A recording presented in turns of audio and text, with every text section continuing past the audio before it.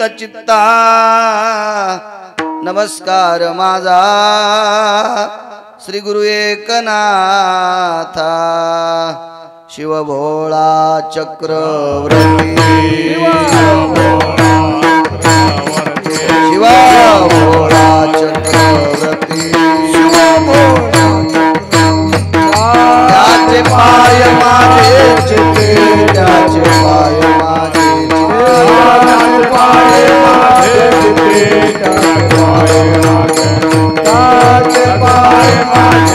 शिव भोळा चक्रवर्ती त्याचे पाय माझे चिते त्याचे पाय माझे चिते त्याचे पाय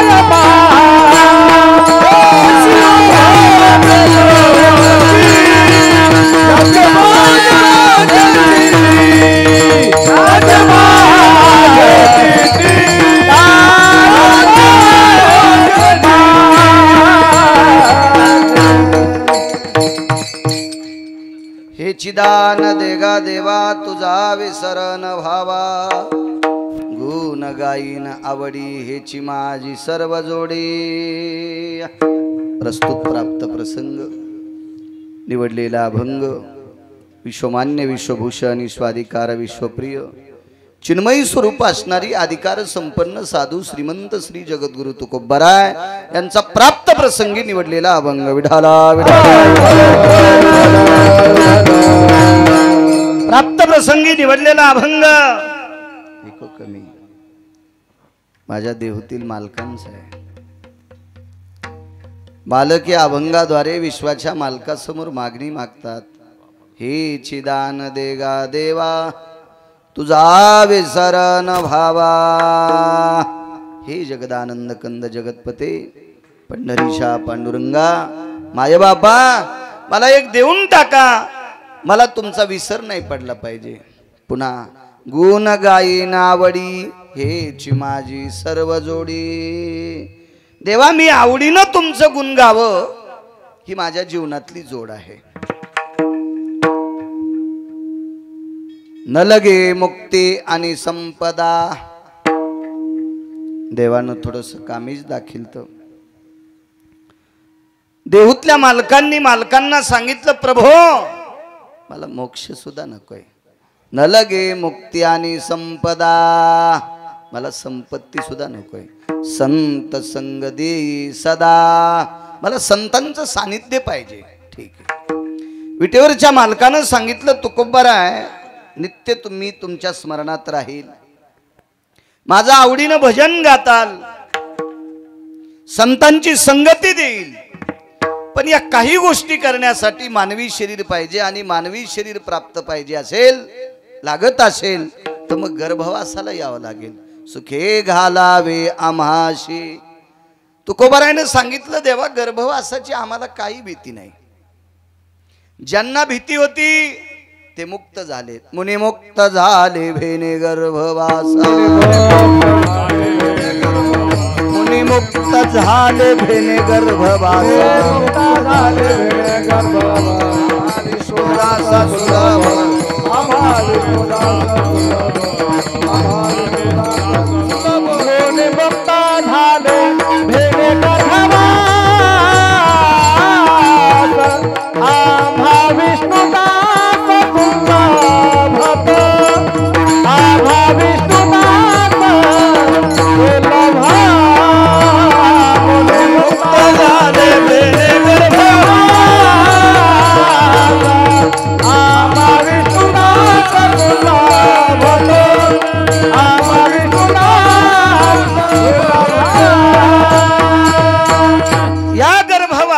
भीतीपोटी मुनी योगी जपी तपी सिद्ध अनुरागी हे मुक्तावस्थेला पोचलेत देवा पण आम्हा विष्णुदासा सुलभतो गर्भवास विष्णुदासाला काही करीत नाही।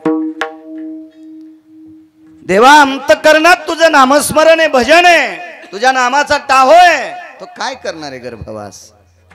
हा साधा सोपा सरळ अभंगाचा अर्थ झाला। आपलं कीर्तन विठाला विठाला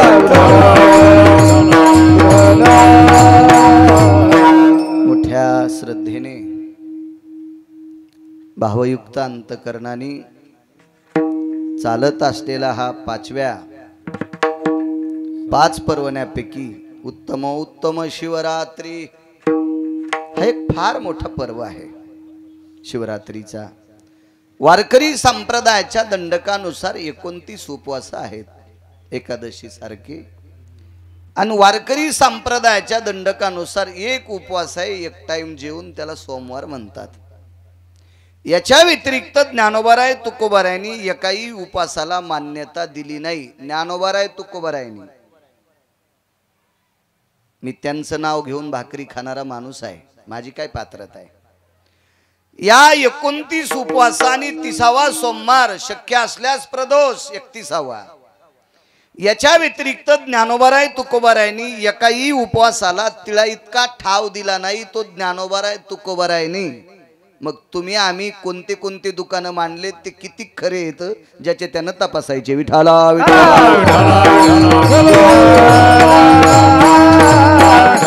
त्याच्यापैकी आजचा जो पर्व काळ आहे उत्तमोत्तम शिवरात्री अत्यंत उत्तम आहे, फार मोठं पर्व मांगल्य आहे।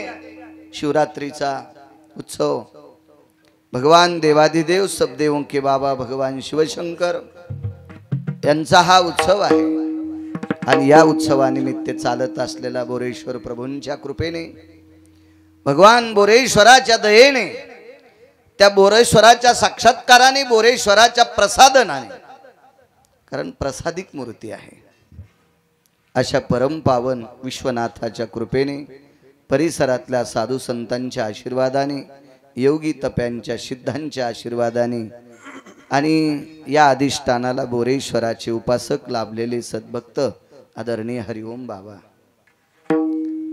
त्यांच्या या असीम प्रयत्नातून चालत असलेला हा भगवान शिवजींचा उत्सव आहे। खूप सात्विक, सदाचारी, पुण्यशील, निराभिमानी, भोगविरहित, भोगाच्या बाबतीत जर विचार केला तर मी त्यांच्या पायाला चिटकलेल्या मातीची पण बरोबरी मी करू शकत नाही। उन्हाळा असो, हिवाळा असो, पावसाळा असो, याच अवस्थेत आजही त्यांची परिस्थिती आहे। एखादा निष्ठावंत वारकरी आला असेल, त्याच्या पुढे लोटांगण घालणे, त्याचा दोष न पाहणे, त्याच्या गुणदोषाचा कसल्याही प्रकारचा विचार न करणे, त्याच्या गळ्यातली तुळशीची माळ, रुद्राक्षाची माळ, कपाळाचा गोपीचंद, बुक्का इतकं पाहून मातुड्यात त्याच्या पुढे लोटांगण घालणारा एक निष्ठावंत वारकरी माझ्या बोरेश्वराचे उपासक सद्गुरू हरिओम बाबा। मी तसा रगील माणूस आहे, मला काय अशी भीती वाटत नाही कोणाची, काय नाही, पण मी फक्त भीतो अशा सात्विक लोकांना। बाकी किवडा जरी रावणा इतका श्रीमंत आला तरी मला काय त्याच्या कपाळाला कपाळ घासायचं नाही, आणि तो बी भडवा मला काय देणार नाही, मी बी भिकारचोट नाही त्या नालायकाला मागायला। माझ्या पांडुरंगाने, माझ्या बोरेश्वराने मला यथासांग दिलेला आहे। मी फक्त भीत असेल तर निष्ठावंत वारकऱ्यांना भेटतो। वाक्य नीट ऐका, महाराजायला बी भेट नाही। महाराज भोगवादी असू शकतात, महाराज चंगळवादी असू शकतात, महाराज पैसे झाल्यावर चुकीचे काम करू शकतात, पहिल्या 3 सोडून 5वी करू शकतात, महाराज काही पाप करू शकते, पाप करत नाही ते फक्त वारकरी। आणि म्हणून त्या वारकऱ्यांना फक्त भीतो। एक महाराज म्हणला माझ्याकडे लय भारीची गाडी आहे, घाल मग आमच्या अंगावर। त्या गाडीचा आणि याचा काय संबंध आहे? माझ्याकडे एवढे पैसे, अरे कोणाकडे पैसे आहेत त्याचा काही विषय नाही, नाही भ्यायचं कोणाला, भ्यायचं फक्त तुम्हाला एक सांगतो, तुमच्या पायाला स्पर्श करून विनंती करतो, फक्त जीवनात अपमान करू नका वारकऱ्याचा। वाका मायबापाच्या पुढं, वाका देवांच्या पुढं, वाका ज्ञानोबाराय तुकोबारायांच्या पुढं, आणि त्याच्यानंतर जर पुढं वाकायचं असेल तर महाराजांच्या पायावर वाकूच नका, वारकऱ्यांच्या पायावर वाका। विठाला विठाला, कारण विश्वाच्या मालकाचं शुद्धांतकरण एक तत्व होतं देवाच्या मालकाचं, ते तत्व म्हणजे संत शिरोमणी निळोबाराय। मस्तक हे पायावरी मस्तक हे पायावरी वारकरी संताच्या वारकरी संताच्या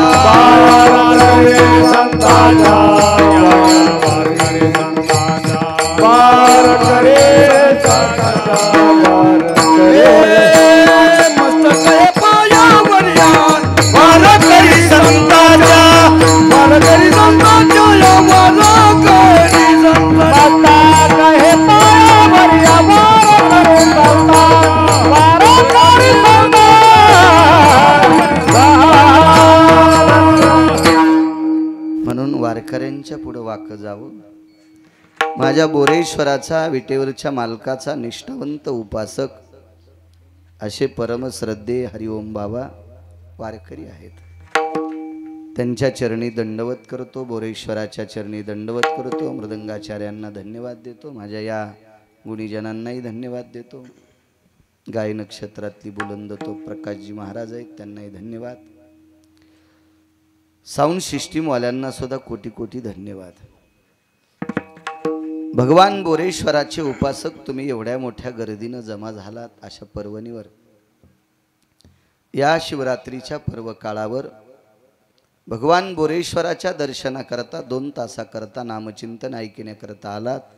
तुमच्यातही बोरेश्वराचा अधिष्ठाने मंडपात बसलात. तोपर्यंत प्रभू तुम्ही महेशाची मूर्ती म्हणून तुमच्या चरणी साष्टांग प्रणिपात करतो आणि माझ्या अभंगावर येतोय विठाला विठाला.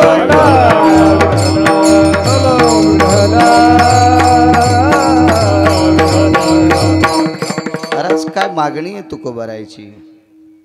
तुझा विसरण व्हावा. पर्वकाळ शिवरात्रीचा आहे. महाराज या 2 मालकांचा ज्यांना विसर पडत नाही ती माणसं फार मोठी असतात. विटेवरचे मालक आणि काशीतले मालक.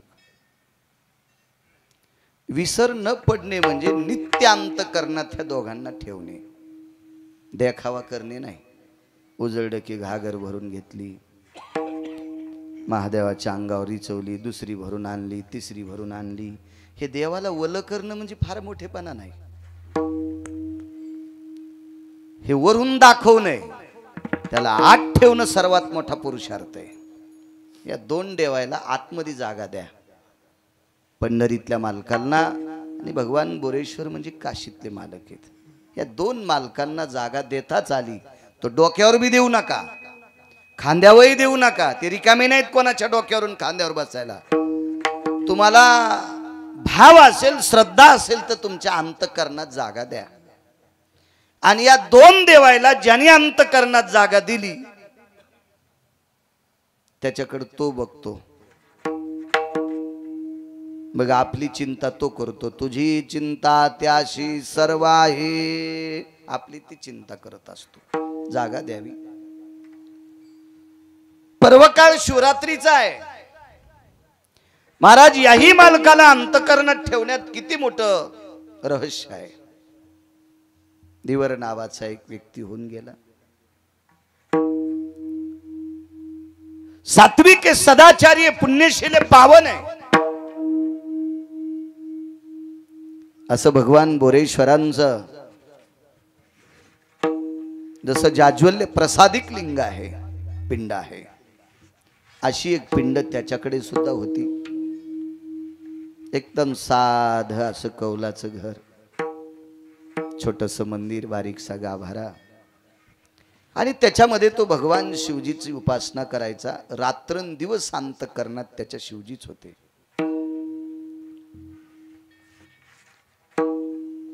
झोपेतून उठल्यापासून तर झोपेपर्यंत जे काही काम करत असेल ते प्रत्येक कामाला शिवजींचं नाम घेऊनच हात लावायचा. आपल्याकडे दंडक दिलाय, वदनी कवळ घेता नाम घ्या श्रीहरीचे. घात जरी तोंडात टाकायचा असेल तरी भगवंताचं नाव घ्यायचं सांगितलं. मोठी मोठी लोक जीवनभर त्याला अंतःकरणात ठेवतात, त्याला विसरच पडू देत नाही. सिंक जांभई खोकला ही तुका वेळ वाया. फक्त शिंकण जांभई जळ आली तर याच्या व्यतिरिक्त सारखांत करण्यात जगाचा बाप आहे काही लोकांच्या. आणि म्हणून त्यांच्यामुळे हे विश्व अस्तित्वात आहे. हे कधी मधी लटकपटक देवाचं भजन करणाऱ्यांवर विश्व अधिष्ठित नाही. आपली निष्ठानिष्ठीचा परमार्थ निष्ठावंत साधकांच्या जीवनात नितांत विश्वाच्या मालकाचा अधिष्ठाने. म्हणून हे विश्व टिकून आहे सारखा देवांत करणात. रोज सकाळी स्नान झालं की एक घागर खांद्यावर घ्यायची पाण्याची भरलेली आणि गंगेवरनं घरी येत असताना बाजूला उजव्या हाताला एक मशानभूमी होती आणि त्या मशानभूमीतून मेलेल्या माणसाला जाळलेली एक चिमूटभर राख येताना तो घरी घेऊन यायचा. नित्यांत करण्यात ठेवणारी माणसं किती अधिकारी असतात. तुझा विसर न व्हावा. तशी मागणी तर विटेवरच्या मालकाची आहे. पण विटेवरच्या मालकाने बोरेश्वराला डोक्यावर घेतलेलं आहे. तुम्ही टाळू चापून पा पंढरपुरातल्या मालकाची. पंढरपुरातल्या मालकाच्या टाळूवर भगवान शंकरांचं शिवलिंग तुम्हाला दिसेल, हाताला स्पर्श लागेल. कारण डोक्यावर घेतलं मालकाला. याच्या पलीकडे सांगू का, भगवान शिवजींमुळेच तुम्हाला भजन, मला कीर्तन आणि तुम्हाला पक्वाद. शिवजींची कृपा नसती तर आपल्याला कोणालाही भजन करता आलं नसतं, पक्वाद वाजीला आला नसता, कीर्तन करता आलं नसतं. वारकरी संप्रदायाचे संस्थापक अध्यक्ष बोरेश्वर भगवान येत. कारण वारकरी संप्रदायाची स्थापनाच बोरेश्वरानं केली, विश्वनाथानं केली. हे गिरगावचा बाळू सांगतो म्हणून ऐकायचं नाही. हे पैठणच्या मालकांचं वाक्य आहे. एका जनार्दनी वैष्णव, एका जनार्दनी वैष्णव, शिरोमणी महादेव, शिरोमणी महादेव,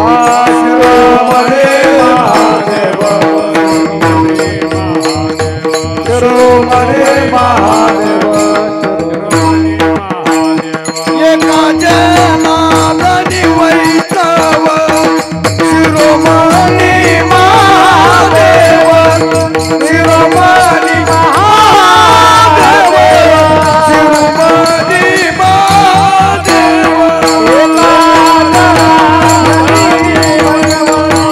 शिरोमणी महादेव, शिरोमणी महादेव, शिरोमणी महादेव. या संप्रदायाचे संस्थापक अध्यक्ष भगवान शिवशंकर आहेत. हे पैठणच्या मालकांनी नमूद करावं. वाक्य हे गाफील माणसांचं ग्राह्य धरल्या जात नाही, अधिकाऱ्यांचं ग्राह्य धरल्या जातं. आणि त्या बोरेश्वराचा उपासक नित्यांत करण्यात बोरेश्वराला रोज एकदा चिताभस्म देवाच्या पिंडीला लावायचं आणि मग त्यानं त्याचं दिवसभर काय वाट्याला आलं असेल ते काम करायचं. पण ते काम करीत करीत त्यानं नित्य भजन करायचं. मला असं वाटतंय पोळ्या लाटता लाटता जरी एखादी बाई रामकृष्ण हरी म्हटली, पोळ्या लाटता लाटता, कारण बेलणं तर काही तोंडात नसतं, पोळ्या लाटायचं लोटाळणं ते काय तोंडात नसतं, तोंड रिकामं असतं शक्यतो पोळ्या करताना तरी. मग पोळ्या करताना जर ती रामकृष्ण हरी म्हणली किंवा ओम नमः शिवाय म्हणली तर त्या पोळ्या ज्याच्या पोटात गेल्या असतील त्याचे दोष दुरुस्त करतील. दोष इतकी ताकद असते त्या पोळ्यामध्ये, त्या भाकरीमध्ये, त्या पोळीमध्ये, त्या चपातीमध्ये इतकी ताकद असते. जीवनभर त्यानं भजन केलं देवाचं. त्याचा नित्यनेम होता चिताभस्म शिवजीला समर्पित करायचं. कर्मनो गहनोगती. एक दिवस असा उजळला की देवाचं स्नान, गंगेचं स्नान झालं, पाण्याची घागर खांद्यावर घेतली आणि मशानभूमीत गेला तर आदल्या दिवशी कोणी जाळलंच नव्हतं, भस्मच नाही, असं होतच नव्हतं. पण त्याच दिवशी झालं. रिकामी भस्माची वाटी कोणाड्यात ठेवली तुळशीच्या वृंदावनाच्या बाजूला आणि नित्यप्रमाणे ठरल्याप्रमाणे बायकोला काही सांगितलंच नाही मी इथं भस्म ठेवलं, रोज ठेवत होते, पण आज म्हणायला पाहिजे होतं की कालच्या रात्री कोणी मृत्यू पावलं नाही म्हणून मशानभूमीत कोणाचा अंत्यविधी झाला नाही ग, याच्याकरता चिताभस्म नाही शिवजींना, असं ते विसरून गेले आणि ते त्यांच्या पूजेत मग्न झाले. देवाला स्नान घातलं, पिंड पुसून काढली, पांढऱ्या रंगाची फुलं असतील, काय काय असेल ती संपूर्ण आरास करायचं ठरविलं आणि आवाज दिला, प्रिये ए लक्ष्मी अगं भस्म घेऊन ये ग, असा आवाज दिला. महाराज ती काय सात्विक माऊली असेल, किती सदाचारी असेल, किती पुण्यशील असेल, किती पावन असेल ती माऊली. आणि ती आवाज आल्याबरोबर हातातलं काम सोडून त्या कोनाड्याकडे गेली. त्या वाटीत बघितलं तर त्या वाटीत काहीच नव्हतं, ती वाटी कोरडी होती. रोजची रोज गंगेतून धुवून आणायची आणि नवचिता भस्म आणायचं होतं, पण तिला पांढरं सुद्धा लागलेलं नव्हतं. एखाद्या वेळेस भस्मानं भरलेली जरी वाटी असती तर तितकंच वाटीला असं बोट पुसून तो पांढरा भस्म शिवजीला समर्पित केला असता चिता भस्म, पण वाटी सुद्धा धुवून आणली होती गंगेतनं. दुसरा आवाज आला, अगं किती वेळ लावते, घेऊन ये ग भस्म, तुझा विसर न व्हावा याच्यावर सांगते. दुसराही आवाज पडला. बाई थरथर कापत होती. मालकाने आपल्याला 2 आवाज भस्मा करता दिलेत, पण भस्मच आणलं नाही मालकानं, मी दिनार तरी कशी. एक सांगू का तुम्हाला, आपण जर असं करीत असू आणि आपण आपल्या बायकोला आवाज द्यायला भस्म घेऊन ये, तर आपली म्हणली असती तुला फुकू का.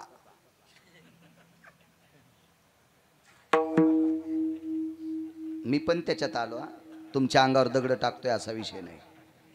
आपली म्हणली असती कोणी मेलच नाही ना काल, मशानात अंत्यविधी झालाच नाही ना, तुम्ही चिता भस्म आणलत नाही मग देऊ कसलं, निदान इतकं तरी आपली म्हणली असती. ती बाई तेवढं सुद्धा बोलली नाही.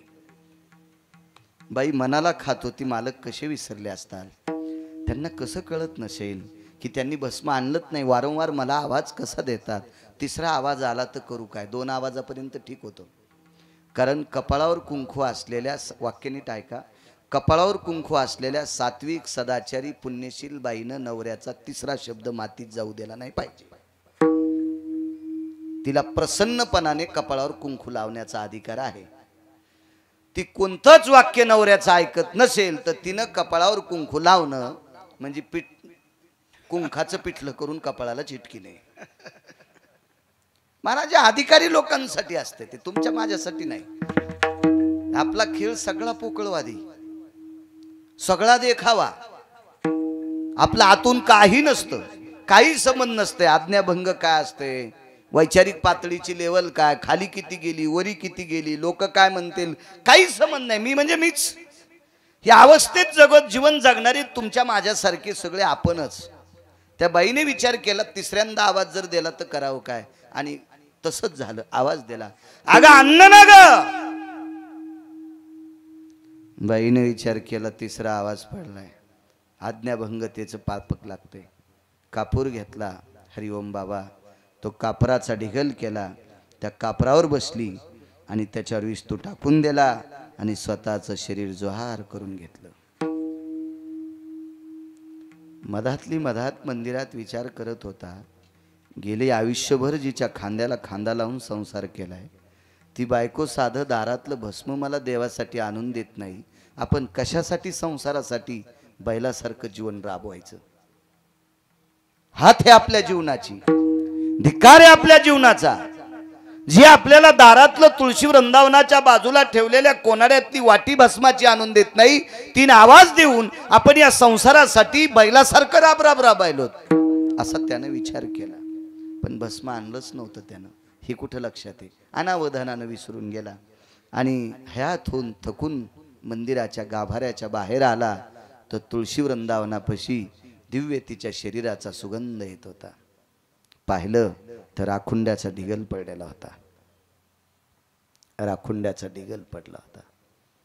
लक्षात आलं, कालच्या दिवशी एकही इथे माणूस मृत्यू न पावल्यामुळं मशानभूमीत अंत्यविधी झाला नाही आणि अंत्यविधी न झाल्यामुळं मी वाटी गंगेतनं धुवून आणली, पात्रामध्ये भस्म नव्हता आणि आपण पत्नीला आवाज दिला, 3 आवाज दिले, ती आणील कुठून आणि मग तिनं स्वतःच्या शरीराचं जोहार करून घेतलं. काय पत्नी असेल महाराज. आणि त्या राखेमध्ये जाळलेल्या अस्थिच्या त्या पुंजामध्ये असा हात घातला आणि मूठ भरून चिताभस्म घेतलं. हे चिताभस्म ज्या वेळेला असं भरून घेतलं हातामध्ये, विठाला विठाला विठाला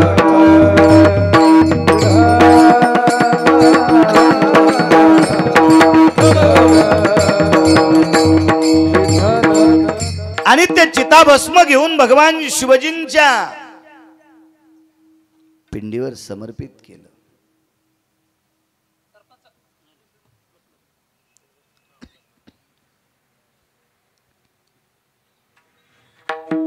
त्या मुठभर राखेतनं एक कंगन खाली पडलं. ते सौभाग्याचं कंगन होतं, अक्षयी चुडा होता. महाराज, मालकावर इतकी निष्ठा असलेली बाई आपल्या पतीचा नियम मोडू नये याच्याकरता स्वतःच्या शरीराची राख केली. काय पतिव्रता स्त्री असेल, तिची देवावरी सत्ता. तुका म्हणे पतिव्रता, तिची देवावरी सत्ता. महाराज, बेल किती महादेवाला वाहला, पांडुरंगाला मंजुळ किती वाहली, आपण किती ग्रंथाचं पठन केलं, हरिपाठ किती बाऱ्या म्हणतो, तुळशीला प्रदक्षिणा किती करतो, त्यापेक्षा आपल्या भारतीय संस्कृतीचे आपण नियम किती पाळतो हा महत्वाचा मुद्दा आहे. महाराज, जोहार करून घेतला आपल्या पतीचा नियम मोडू नये. गेल्या 30-35 वर्षाची परंपरा. आज जर चिताभस्म नसतं तर आपल्या पतीचा नियम मोडून गेला असता, म्हणून स्वतःचं शरीर जाळून घेतलं आणि त्याच्यातली मुठभर राख मग नवऱ्याने भगवान शिवजीला अर्पण केली, बोरेश्वराला, विश्वनाथाला. त्याच्यातून एक बांगडी पडली, कंगन पडलं. श्रुतीने प्रश्न केला, जिथं स्वतःचं शरीर पेटून घेतलंय तिच्या हातातली बांगडी का जळाली नाही? माझ्या लहानपणी आम्ही बांगड्यांचं तोरण करायचो. लग्न कार्य असलं की कासार दादा बांगड्या भरायचे आणि त्या फुटलेल्या बांगड्याचं असं कोपऱ्यात गठोडा असायचं, ते नेऊत द्यायचं नाही, ते ठेवून घ्यायचं. आणि त्या बांगडीचा एक भाग दिव्यावर ठेवला राखेलच्या आणि इकून दाबलं की ते काच इतका वितळतो, मग इकडचं तोंड मिटतं. म्हणजे त्या काचाचं पाणी होतं छोट्याशा मिनमिन त्या दिव्यावर. तर मला सांगा, प्रेत जळेपर्यंत अग्नी किती वाढला असेल, त्या बांगड्याचं पाणी होतंय, पण पतिव्रतेचे कंगन जाळायची ताकद अग्नीत नाही. पतिव्रतेचं मंगळसूत्राचा दोरा सुद्धा जाळायची अग्नीत ताकद नाही. अग्नीत ठराविक लोकांना भेटतो, साध्वीला भेटतो, वारकऱ्याला भेटतो आणि पतिव्रतेला भेटतो. मी दुपारी कीर्तनात बोलून गेलो, ढवळेवीर नावाचं गाव आहे खानदेशमध्ये. त्या खानदेशमध्ये ढवळेवीर नावाचं गाव, तिथं रुक्मिणी नावाची एक माऊली होऊन गेल्या. फक्त हळदीचा डाग होता आणि तेवढाच हळदीचा डाग आणि माहेरी आल्या. अख्खं जीवन माहेरात ज्ञानेश्वरीवर गाथ्यावर प्रेम केलं आणि ज्ञानेश्वरी आणि गाथा जीवनभर अंतकरणात ठेवला. 2 वेळेची भाकरी घरातली लोक देत होते. कालांतरानं ती रुक्मिणी नावाची स्त्री हरिओम बाबा जात राहिली. त्या माऊलीचा अंत्यविधी झाला. 2ऱ्या-3ऱ्या दिवशी राख सावडायला गेल्याच्या नंतर गळ्यातली तुळशीची माळ दोऱ्यासह सापडते आणि आस्ती विरून गेल्या. औषधाला आस्ती सापडली नाही, फक्त गळ्यातली तुळशीची माळ आणि तो दोऱ्यासह ती माळ सापडे. आज ढवळेवीर नावाच्या गावात खानदेशमध्ये फक्त त्या तुळशीच्या माळीची रुक्मिणी माऊलींची समाधी आहे. जाळू शकत नाही अग्नी, भीतो वारकऱ्यांना. पुन्हा एक मुद्दा पहा, इकडे खाली सोलापूर भागामध्ये, धाराशिव भागामध्ये वारकरी संप्रदायातले गोड साधरी रत्न होऊन गेलं. वैकुंठवासी स्वर्गीय रामकृष्ण भाऊ येडशीकर. प्रचंड संप्रदायाचा व्यासंग मोठा होता भाऊंचा. भाऊंचं नाव रामकृष्ण होतं. मोठ्यांचं वाक्य सांगतोय, गुरुवर्य वैकुंठवासी रामकृष्ण भाऊ येडशीकर जात राहिले. लक्षावधी टाळाच्या, मृदंगाच्या, वारकऱ्याच्या विटेवरच्या मालकांच्या, काशीतल्या मालकांच्या जयघोषाने स्वर्गीय रामकृष्ण भाऊंचा अंत्यविधी पार पडला। आणि अस्थि संचयाच्या कार्यक्रमाला ज्या वेळेला पुन्हा दुसऱ्या तिसऱ्या दिवशी सगळी लोक जातात, त्यावेळेला भाऊंची कवटी जशाला तशी हरिओम बाबा सापडली, पूर्ण जळून गेलेली पांढरी शुभ्र कवटी सापडली। पण भाऊंच्या कपाळावर त्यावेळेला 10-5 क्विंटल नारळ पडले असतील, कितीतरी कापूर पडला असेल, कितीतरी गावरान तूप पडला असेल, राळ पडली असेल, गौऱ्या पडल्या असतील, चंदनाची लाकडं पडली असतील, दुसरी सुद्धा जांभळ्या आंब्याची लाकडं पडली असतील। आणि इतक्या लाकडात जळालेलं पार्थिव त्या कपाळावर कवटीवर नाव कोरलेलं होतं रामकृष्ण।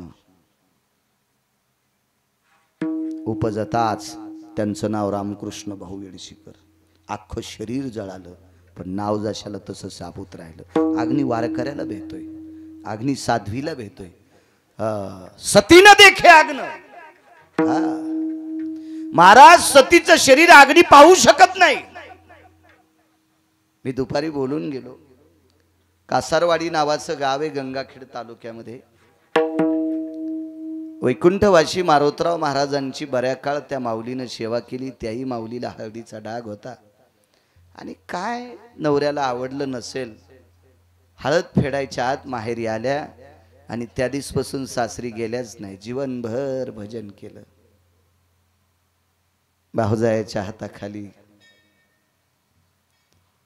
माहेरातल्या लोकांच्या हाताखाली राब राब राब राब राब पडलेलं काम त्या माऊलीनं केलं।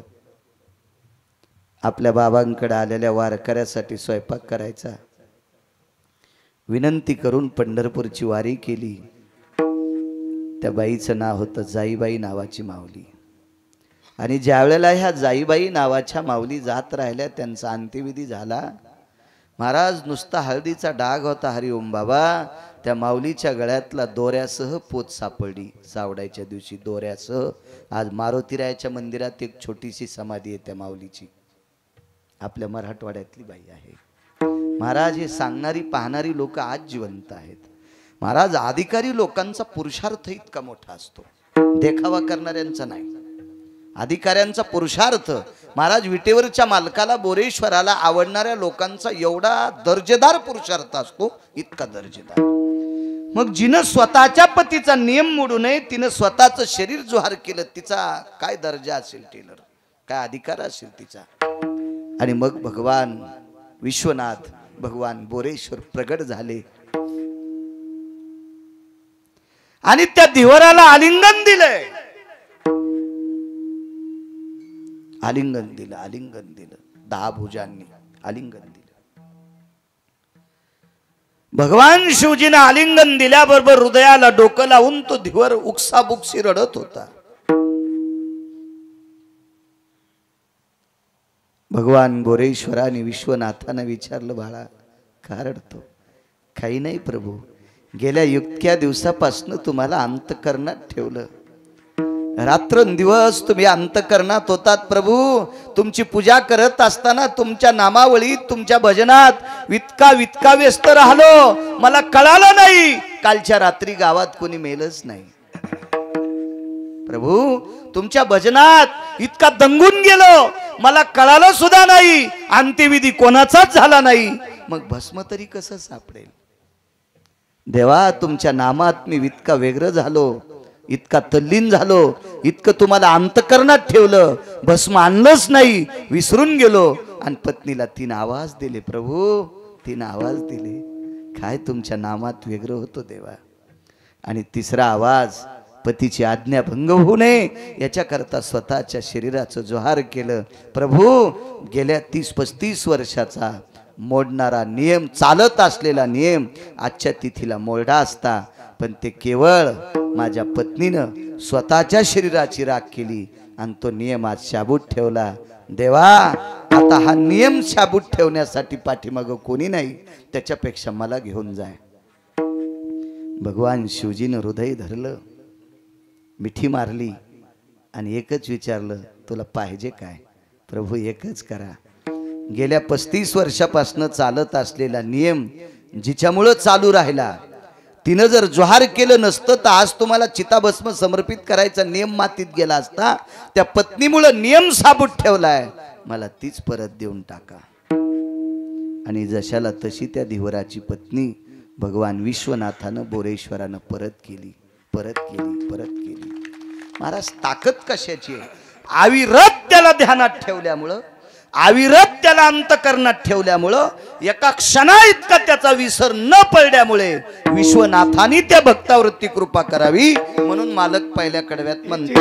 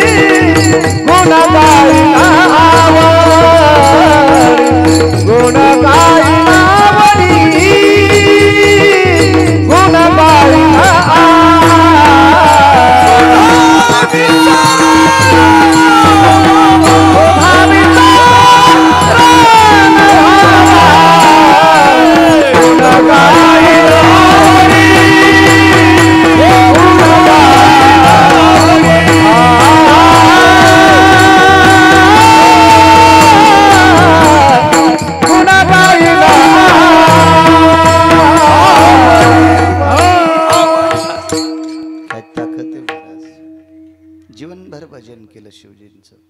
आज पर्व काळ आहे शिवरात्रीचा. हरिओम बाबा एक वेश्या व्यवसाय करणारी बाई होती, वेश्याचा धंदा. किती मान्यता देता तुम्ही तिला? पण ती वेश्या जरी असली तरी देवावर तिची इतकी निष्ठा होती, मला असं वाटतंय विश्वातल्या बऱ्यापैकी स्त्रिया तिची बरोबरी करू शकत नव्हत्या.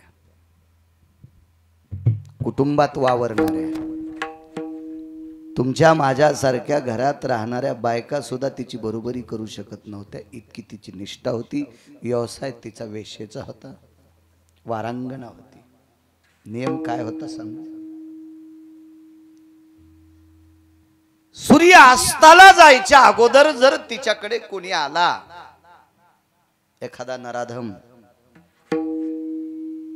तर त्या वेशेनं त्या व्यक्तीची रात्रभर सेवा करायची. आणि प्रकाश बुवा, सूर्य मावळल्याच्या नंतर तिच्याकडे एखादा व्यक्ती एक ट्रक भर जरी सोनं घेऊन आला तरी त्या व्यक्तीनं त्याला बाप म्हणायचं, बाप, भाऊ म्हणायचं, लेक म्हणायचं आणि दर्शन घेऊन आश्रमातून काढून द्यायचं. अन्यथा राहायचा असेल माझ्या आश्रमात रात्रभर तर बाप होऊन राहाय, माझा भाऊ होऊन राहाय किंवा माझा मुलगा होऊन राहाय. हा तिचा नियम होता. सूर्यास्त झाल्यावर केवढा जरी आला तर केवढा जरी आला. महाराज त्या वेशेची परीक्षा पाहण्यासाठी नाना प्रकारच्या देवतेनं परीक्षा पाहिली, पण ती नापास झालीच नाही.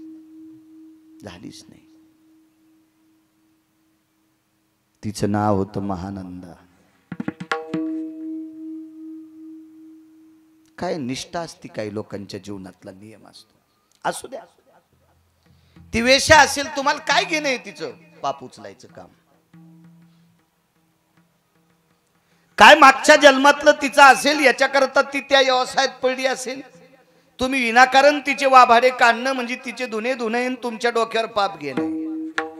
माणसं बऱ्याच वेळेस स्वतःचा पुरुषार्थ मातीत घालतात आणि दुसऱ्याचे उकांडे उकरायच्या जास्त नादी लागतात. हे मागच्या जन्मात भडवे कोंबडे होते,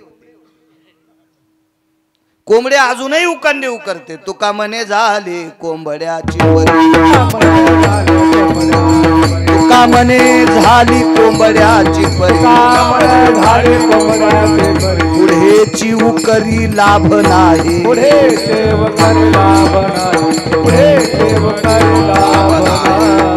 मालकांचं वाक्य कोंबड्या आळ्या खाण्यासाठी उकांडे उकरीते.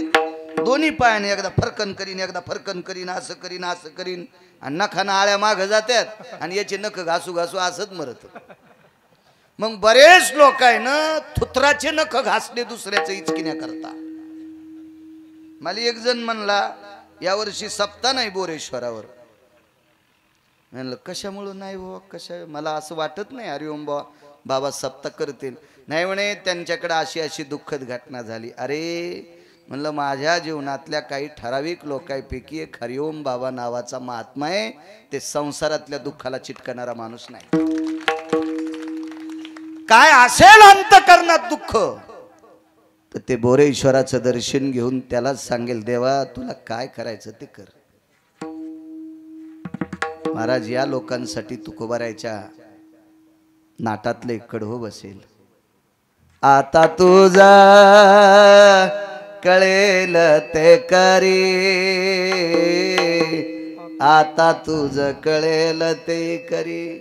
तारीशी देवा तुला तारायचं असेल तर तार, किंवा मारायचं असेल तर मार, तुला जे करायचं असेल ते कर. तुकोबारायच्या नाटातलं गोड सत कडवं आहे.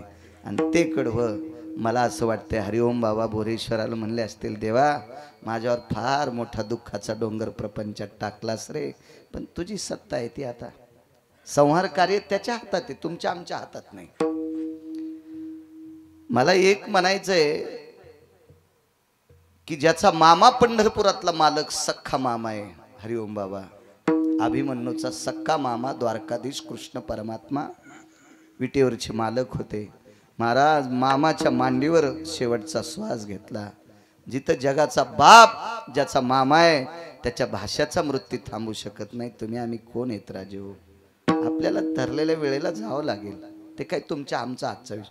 मला म्हणे होत नाही महाराज यावर्षी करत नाहीत. म्हणलं असं होऊ शकत नाही महाराज. ज्या व्यक्तीची बोरेश्वरावर अतूट निष्ठा आहे, हा ते कशा पद्धतीत होईल, केवढा होईल, काय होईल, वेळ प्रसंगी ते कन्या आणि आमटीवर करतील, कन्या भातावर करतील, पण बोरेश्वराचा उत्सव मात्र हरिओम बाबा बंद प्राणात शरीरात प्राण येतोपर्यंत ते चालू ठेवतील. इतकी मात्र मला तरी खात्री आहे. कारण जगात फारशी लोक पाहतो मी देखाव्यातली. महत्व हरवी चातुर्य लपवी पिशे पण मिरवी आवडून.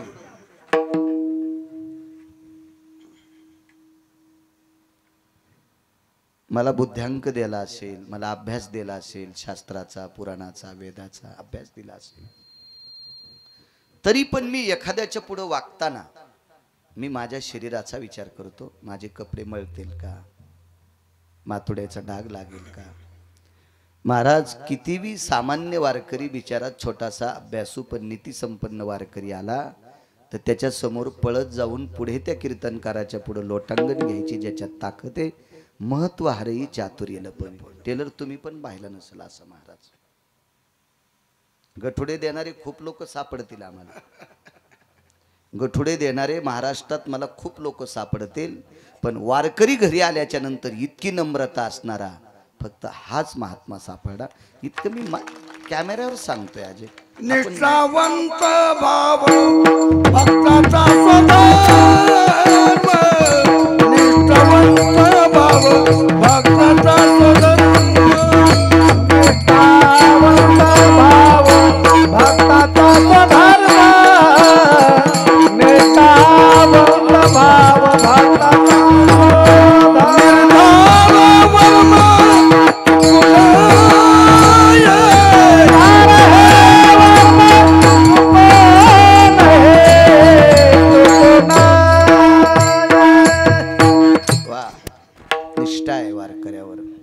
अतूट श्रद्धा.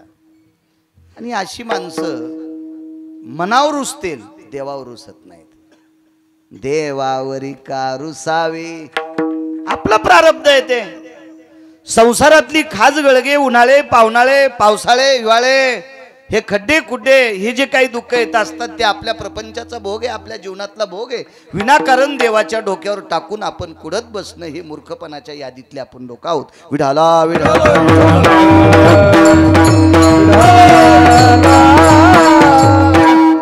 माझा विश्वास नव्हता त्या व्यक्तीवर, पण नंतर लक्षात आलं असं एखाद्या वेळेस काय प्रापंचिक दुःखानं, पण त्याच्यावर विचार केला. ती व्यक्ती भेटली. 5व्या 6व्या दिवशी टेलरच्या मेडिकलमध्येच बाबा आले. तिथून मला फोन लावत होते. फोन आमचे डबकं बंद असते, जास्त उघडीत नाही मी. आणि संध्याकाळी टेलरनं फोन केला, हरिओम बाबा आलते, तुमच्या तारखेविषयी बोलत होते. म्हणलं तारीख कधीच लिहून टाकलेली, त्यांची काय चिंता नाही. निष्ठा असते एखाद्या व्यक्तीची. चला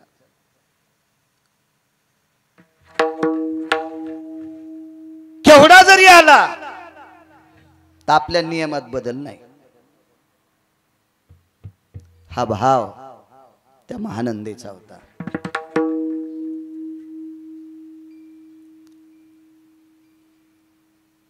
ठीक आहे, आपण एखाद्या मोठ्या कुळात असतो, उच्च कुळात असतो, आरेराव तुरेराव आपले कोणी कोणी असतील, तरी पण आपण महानंदेची बरोबरी करू शकत नाही. आपण तिच्यासारखा व्यवहार करत नसलो, आपण फार शिष्टाचारात वावरत असलो, तरी आपण महानंदेची बरोबरी करू शकत नाही. ऐकायचं असेल खाली येऊन तर राजकीय क्षेत्रातला तुम्हाला चांगला अभ्यास आहे. आदरणीय मंत्री महोदयांचे बंधू आहेत. किती रुपयावर माणसं फुटत आहेत साहेब?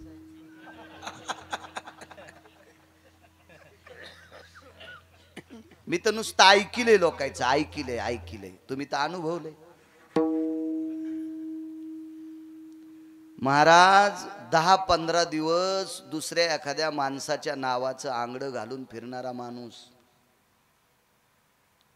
हातात बसतील इतक्या पैशात अख्खं जीवन त्याचं विकत घेतात राजकीय लोक. अख्खं जीवन. त्या बाईला 1 ट्रक जरी सोनं दिलं दिवस माळाल्या, तर त्या सोनं देणाऱ्याला ती रात्रभर बाप भाऊ आणि लेक म्हणायची. काय निष्ठा असलो तिच्या जीवनात.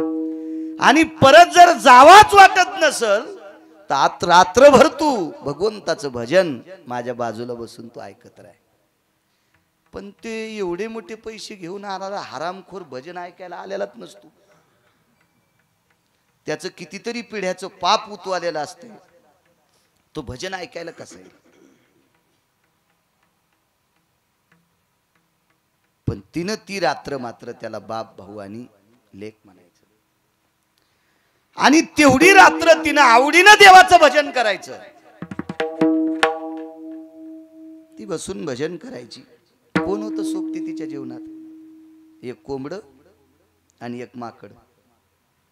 म्हणजे खरोखर कोंबड आणि खरोखर माकड तिच्या जीवनातले सोबती. आणि जी रात्र टळली वाईट कामासाठी, ती रात्र भजनासाठी घातली. सूर्यास्त झाला, लोपले भास्कराचे बिंबवो. एक ग्रंथकार सांगतोय, लोपले भास्कराचे बिंबवो. पश्चिम दिशेला सूर्य मावळला. भागवत बुवा, किती रात्र देवासाठी होती, कुठल्याही पुरुषासाठी नव्हती. अख्खं शरीर भगवंतासाठी. आणि सूर्य मावळला की स्नान करायचं. ती स्नानाला गेली की माकडानं स्नान करायचं. ती स्नानाला गेली की तिच्या अंगावर पडलेल्या पाण्यानं कोंबड्यानं आंघोळ करायची. साचलेल्या खड्ड्यात पकाडा सगट त्यानं सुद्धा आंघोळ करायची. अंग गिंग कोरडं करून तिनं आसन टाकायचं आणि भगवंताचं भजन करायचं. गुणगायी आवडी.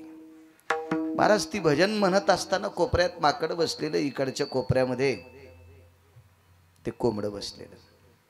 मोठ्यांचं वाक्य सांगतोय, ज्या दिवशी सूर्य नराधमाच्या व्यतिरिक्त टळला, त्या रात्री पाणी पण ग्रहण नाही, अन्न नाही, पाणी नाही. दुसऱ्या दिवशीचा सूर्य पाऊस तर पाण्याचा थेंब प्यायचा नाही. रात्रभर नुसतं भजन करायचं, नुसतं भजन. कधी कधी एवढं भजन करायची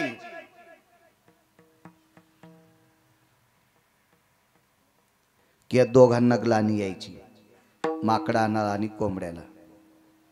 तिनं पाहिल्याबरोबर म्हणायचं, अरे कोण्या जन्मात पाप केलतस रे म्हणून कोंबडं झालास, कोण्या जन्मात पाप केलं रे म्हणून माकड झालास, मी कोण्या जन्मात पाप केलं रे म्हणून वेश्येच्या कुळात जन्माला आले रे. अरे इथून पुढचं जीवन गोड करायचं असेल तर तोंडान भजन म्हणता येत नाही तुम्हाला. काय झोपता रे, नाचा, झोप येणार नाही. आणि ती भजन म्हणत असताना ते कोंबडं आणि माकड टाळ्या वाजून, माकड टाळी वाजायचं आणि ते कोंबडं नुसतं नाचायचं. बराच काळ निघून गेला. वयाचा उतार काल संपला, वार्धक्याची दशा आली आणि एक दिवस विचार केला, भगवान बोरेश्वर काशी विश्वनाथाच्या दर्शनाकरता आपण जाऊ. महाराज, देवाचं भजन करणारी लोक किती अधिकारी असतात, तर त्याच्या सोबतचे पण किती अधिकारी. विश्वनाथाच्या दर्शनाकरता गेली. तिथे गेल्यावर आता काय बरं, जरी अंगावर कपडे, थाट, वैभव सगळं दर्शनाकरता निघाली. तिथं कोणालाही रोखवत नाहीत, फक्त हिला दोन गोष्टीमुळे रोखवलं, सोबत माकड आणि कोंबड्या याच्याकरता रोखवलं. ए बाई ठैरी का म्हणे, सगळ्या बायका चालल्यात, सगळे पुरुष चाललेत, त्यांना रोखत नाहीत, मला का? ऐका म्हणे बाई, तुम्हाला ह्या दोघांना मध्ये नेता येणार नाही, कोंबड्याला आणि माकडाला मध्ये नेता येणार नाही. शिवरात्रीचा पर्व काळ आहे, याच्याकरता शिवजीवर बोलतोय. समय जाना, समय जाना. आपल्या संप्रदायाचा नियम आहे, पैठणची वारी आली असेल, देहूची वारी आली असेल, आळंदीची वारी आली असेल, पंढरीची वारी आली असेल, तर त्या सप्ताहातल्या कीर्तनकारांनी वारी प्रसंगावर बोलायचं. आपल्याकडे समय सांगितला, समय सांगितला. आज शिवरात्रीचा पर्व काळ आहे, आज भगवान शिवजीवर बोलावं. समय जाना आपल्या शास्त्राचा, वारकरी संप्रदायाचा दंडक आहे. आणि तिनं सांगितलं, अहो हे माझ्या जीवनातले सोबती आहेत, हे दुसऱ्याचं उकंडे उकरणारं कोंबडं नाही, आणि कोणाच्या झाडावर नाचून पत्रावर उड्या हाणणारं माकड नाही, हे माझ्या भजनामध्ये नाचणारं माकड आणि कोंबडे. पण साहेब, ते पुजारी कसा मानेल? त्याने विचार केला, माकड भजन करतच नसते, फक्त ते प्रभू रामचंद्राच्याच काळात केलं, आता ते सापडणार नाही. आणि कोंबडे तर जीवनात भजन करीत नाहीत. कोंबडे कसे भजन करतील? कोंबडं भजन करीत असतं का कुठून? त्या पुन्हा काशीतल्या पुजाऱ्याला त्याच्या का गोळ्या संपल्यात का काय, ते कसं मानेल ते? त्या बाईनं सांगितलं, दादा माझ्यावर विश्वास ठेव, मी एकटी दर्शनाला येणार नाहीत, मला यांना सोबत न्यायचंय. काय त्या पुजाऱ्याला भावला असेल किंवा त्याला तिने इकत घेतला असेल, ते काळ जाणे आणि ती जाणे. मी काय तिथला सरपंच नव्हतो, त्याच्यामुळं इतकं खोलवर मी पण हात घालीत नाही, तुम्ही बी इतक्या खोल जाऊ नका. मग तिनं त्या काळात त्या पुजाऱ्याला देऊन घेऊन कोंबडन माकड मधात नेला असेल का, किंवा ती तिच्या ताकदीवर गेली असेल का? दोन. आणि तिसरा मुद्दा, तिच्या त्या वाणीला, त्या शब्दाला, तिच्या त्या दयाळू वाणीला एखाद्या वेळेस पुजारी भावला असेल का? आणि भाऊक होऊन त्यानं म्हटलं असेल, जाऊ द्या, इतके पापी घ्याले तर त्याच्यात माकडालाही घेऊ द्या आणि कोंबड्यालाही दर्शन घेऊ द्या, पण त्यानं मर्यादा घातली, मी पिंडीच्या जवळ जाऊ देणार नाही, नाही येऊ द्याचं म्हणे. गाभाऱ्याच्या इकडच्या कोपऱ्यामध्ये माकड बसेल, या कोपऱ्यात कोंबडं राहील, मात्र ते काही जवळ येऊ देणार नाहीत, मला दर्शन घेऊ दे. आणि योग असा होता, दुपारची आरती, त्या आरतीच्या वेळेला आतमध्ये प्रवेश केला. आणि मग आता शिवजींची आरती म्हणल्यावर काय, विश्वनाथाची आरती होती ती, आणि त्या विश्वनाथाच्या आरतीचा गाभाऱ्यात संबंध वारांगणीला महानंदा नावाच्या वेशेला आला. जाऊ द्या, शेवटी मानवी होती बिचारी, पण तिच्या बाजूला कोंबडा आणि माकड उभे. तो पुजाऱ्यानं जास्त दंडक दिला, कोंबड जवळ नकोय.